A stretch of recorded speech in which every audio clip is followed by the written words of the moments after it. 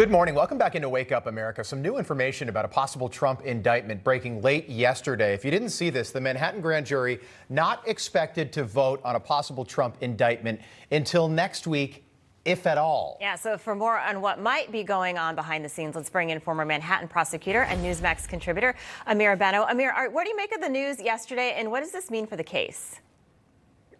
Well, with respect to Vice President Pence having to testify before a grand jury, I think it's going to be a long, protracted fight legally.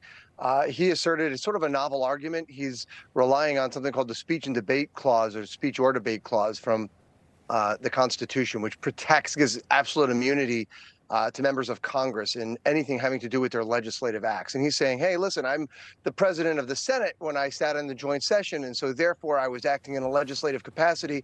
Anything I did in connection with January 6th is covered by that. We don't have the contours of the judge's decision on that. It's still under seal, so we don't quite know what he has to testify about according to this judge or not. But that is Pence's argument. President Trump is asserting also something called executive privilege, which protects a confidentiality between a president and his or her advisors, and that you don't have to testify about that. So we can expect this to go up to the appeals courts, and it's going to be a long, drawn-out fight, just like it was in the case of Don McGahn. Could probably take a very long time to resolve. Ameer, door number two, maybe Alvin Bragg just wants this case to go away. A Rasmussen poll out yesterday, 46% of Democrats, by the way, Democrats say charges against Donald Trump would be an outrageous abuse of power. I'm sure Alvin Bragg is aware of the political bent to this entire case. Do you still think, $1 million question, do you still think an indictment comes down? Yeah, I think in terms of the district attorney, I do. You just don't go through this exercise, this long process of presenting witnesses and testimony to a grand jury if that's not your ultimate expectation, is to have them vote out an indictment.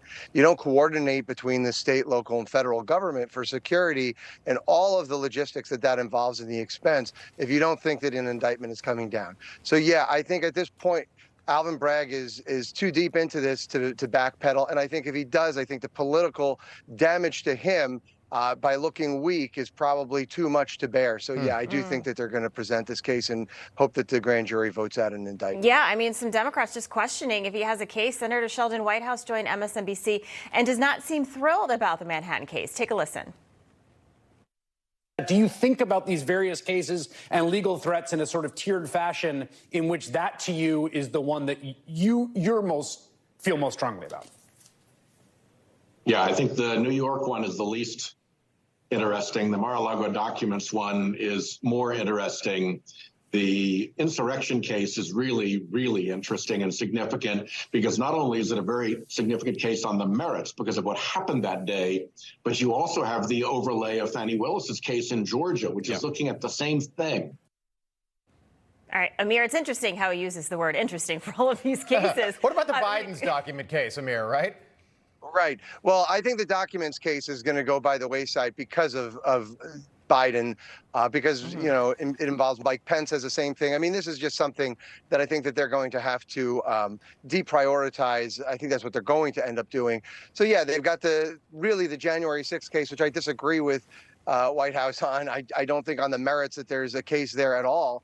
But, presenting Alvin Bragg's case first is got that risk of diluting, if there is merit to any of those other cases. Leading off with Alvin Bragg's case is going to really reinforce the perception among people that all of these things are politically motivated and it's just a witch hunt against him. And that's going to, I think ultimately hurt the prosecution's case across the board. Ameer, just 15 seconds. Is this common to keep moving the ball down the field when it comes to grand juries getting together to vote? Is that a common occurrence? I mean, it's uncommon that we have so many leaks and we know about the grand jury. So, yeah, if there's a lot of testimony to be taken, then, yeah, that might be a common occurrence. They have a whole term to be able to vote out this indictment, which can be, a long period of time. But in this case, it doesn't seem like they're doing it out of sort of tactical considerations. I think they're really trying to decide, do we want to go forward with this or don't we? I'm with you. That is uncommon. All right, Ameer, good to see you. Thanks for breaking that down.